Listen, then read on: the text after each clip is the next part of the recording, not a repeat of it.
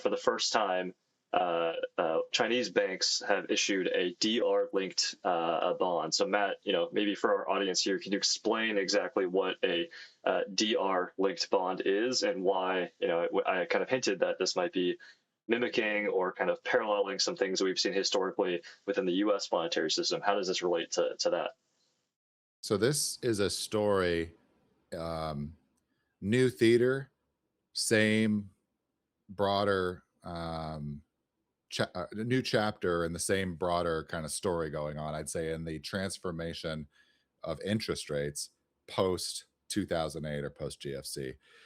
Just for context here, the big story, the biggest of big in this process has been, as we've talked about, the transition away from LIBOR and the offshore dollar standard towards the secured overnight financing rate, SOFR, and that center of gravity moving into the U.S. domestic financial system itself, and that's within the U.S. dollar kind of credit markets. So that's kind of the broader context we're seeing here as we talk about this China depository rate, or DR, that we're seeing spun up as another pilot project. So last Friday, we saw a headline that 3 Chinese banks had originated the first customer loans indexed to this depository rate, or DR. It's another short-term money market rate, like reference rate, like we talked about in the Fed policy, et cetera. I talked about money markets. This is the actual rate that's being spun up as a pilot project within the Chinese banking system. All right. So, like, talked about LIBOR in that transition from like an unsecured reference rate that was not based on any market activity. It was just 16 member banks, or associated votes, who at the end of Yeah. every trading day would come in and say they'd print a number that was supposed to represent what the interest rate would be on an unsecured loan that you would give your best, most creditworthy customers, right? Not a market price, so you can kind of you can make up whatever you want. Yep. SOFR is tied to market-based transactions between borrowers and lenders that are custodied at a third party, and there's actual skin in the game. You have to pledge real collateral, a treasury bill most commonly, to backstop your own short-term dollar financing. All right. So with that context, what this DR rate represents is a new interest rate that is it's now a secured reference benchmark um, that operates on short-term time horizon. So there's overnight, 7-day, and there's longer borrowing intervals, but they're all short-term. So it's focused on money market, and it's a collateralized loan between financial institutions. Now, what's being built on top of that is credit lending from these financial institutions to their commercial borrowers, right? And so that's what this step is with this headline of the first DR-linked loans issued in Hainan. We'll get into Hainan. It's an island on the southern coast of China, very close to Vietnam, all of the Southeast Asian economies, or smaller countries around the South China Sea. All right. So the banks involved on this are Industrial and Commercial Bank of China, China Merchants Bank, and Shanghai Pudong Development Bank.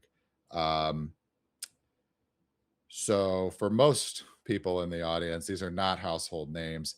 We'll get into that in a second, but they're actual hitters. There's real weight behind this within the Chinese banking and financial system. All right. So how does the DR work? Like I said, it's a secured short-term lending rate, like specifically for the domestic Chinese financial system. The IOUs are backed by a borrower's high-quality collateral, which is primarily going to be government and policy bank bonds. It can also include People's Bank of China bills and other state-aligned bonds in the collateral pool, but those will make up a much smaller expected share of the pie. It's mainly going to be central government bonds and then their associated policy banks. What do we mean by a policy bank? They're state-owned banks that exist to carry out the government's policy goals. So it's like China, it's going to be banks like the China Development Bank, the China Exim Bank, and the Agricultural Bank of China. So it's actually happening here as you're thinking about this. You're connecting all of the um, Chinese yuan denominated lending ultimately down to financing the existing government, right? So to access more, to demand for money is essentially what it's doing is just propping up the existing government, similar to the way that demand for dollar funding now, you have to prop up or fund at the end of the day the U.S. Treasury because the collateral in the SOFR market is primarily going to come from U.S. Treasuries. All right. Bonds, yeah.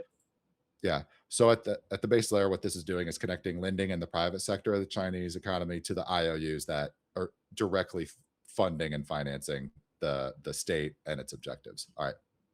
So I want to go into the three banks here because it might not be apparent like that this is actual like real capacity. So the two behemoths, ICBC and CM Bank, they're number 3 and number 5 in terms of equity market cap in the Chinese economy for financial institutions. This is according to just a website like commercial or market cap, something. I'll find the reference if we need it. It's easy to Google. Um, and then number 12 is the Shanghai Pudong Development Bank. So you've never heard of these, but they're actually, if you, or most of the audience will have never heard of these, unless you're coming from either some interactions with the Asian economies as like an importer, if you're in the United States, or if you've got some other experience in China. But I'd assume most of the audience is unfamiliar with these names. But ICBC is the behemoth. If you look at this is just some comparisons here for who this should foot to in your mind. So they're on scale with a Morgan Stanley or a Goldman Sachs. They're like, in terms of largest in the world, they're right now mark to market number 7, sandwiched in between those two. They're bigger by a significant degree than household names like Royal Bank of Canada, Wells Fargo, Citigroup. So that just puts that one into context. And then CM Bank is actually bigger than in mark-to-market terms than institutions we talked about on this show before, like BBVA. We talked about them. They're dominant, or their largest share of the Mexican commercial banking franchise. Unicredit, the largest Italian bank, BNP Paribas, the France's major, Capital One in the U.S., or BMO in Canada. So just between those two, you've got real financial heft behind this pilot project, and then Shanghai Pudong, much smaller, but they're still top 100 globally. So you got some real partnership. Now, if you go into Hainan, why was this chosen? I've got the map up. It's an island off the coast of China, and kind of traditionally, if we try to frame this monetary story and what we're living through now in the context of like 400 or 500 years, and the expansion, like our story kind of picks up where the Silk Road is in decline and the maritime trade routes begin to flourish with Christopher Columbus, right? So we're talking 500, 600 years here. If you think about Hainan within the Chinese domestic economy, and then its interaction with the rest of the world, Hainan has been much more defensible for the ruling government, which tends to sit in Beijing across the dynasties in history, going back thousands of years. Hainan, I don't know if it's just because of the larger footprint or the easier land bridge connection via the kind of the peninsula jutting out, whatever. It's been historically much like that domestic, central government that sits in Beijing. It's been much more successful at maintaining its sovereignty over Hainan than other kind of competing locales that interact with the rest of the world, like Hong Kong, Taiwan, etc. So Hainan, like, why would you pick this as a pilot project? It's a good kind of sandbox as a it's a free trade zone, if you will. It's interacting with the rest of the world, not just in trade, but also cross border finance and capital markets, and it's defensible. It's smaller, much smaller than those other two economies like Hong Kong, Taiwan, but it's a good sandbox for um, the mainland Chinese government to pilot a new program to see if really what's going on here is an effort to integrate its own domestic financial system, which is much younger than even like an upstart like the United States, which is much younger than an upstart like the European or London based financial system. Um, it's a good pilot ground for the mainland Chinese economy and its financial system and its central government to bridge to this broader trend that we're seeing play out in real time. That's been underway since you could say 2008, but starting with the SOFR launch in I want to say 2017, 2018, and everything we followed or seen, follow over the last 8 or 9 years. What this actually represents as a pilot project is an integration with that broader trend of that offshore dollar centered in London that's moving towards the onshore dollar and then the stablecoin dollar, as um, The new edition. the follow on or the internationalization of that process. Um, but this, if you think about it, where if you want to read the tea leaves or where they're going, this DR rate, what they're trying to do is find a way to bridge into that existing thing while still maintaining their sovereignty. When I say they here, I mean Xi Jinping's government or the sovereigntists within mainland China themselves.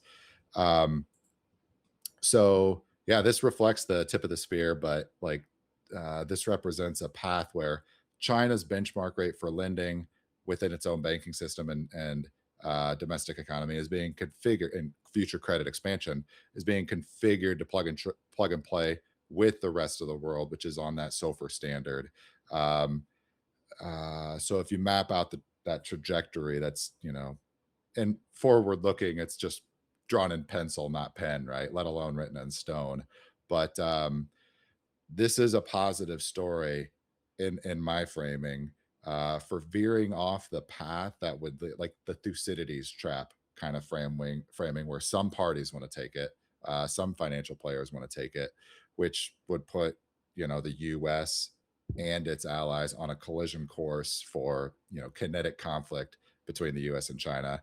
Um, this is an effort so if to steer it's a fork in the road that's away from the broader, I don't know, call it World War III, call it whatever you want, because what happens here if these Chinese banks like ICBC, CM, etc., are successful at getting adoption from not just domestic or borrowers for production to finance exports to the rest of the world, but also get like foreign state-owned enterprises or foreign financial institutions to borrow at this DR rate. You can plug and play these the Chinese financial system with the direction that the American sovereigntists, as we call them, um, want to take the dollar system.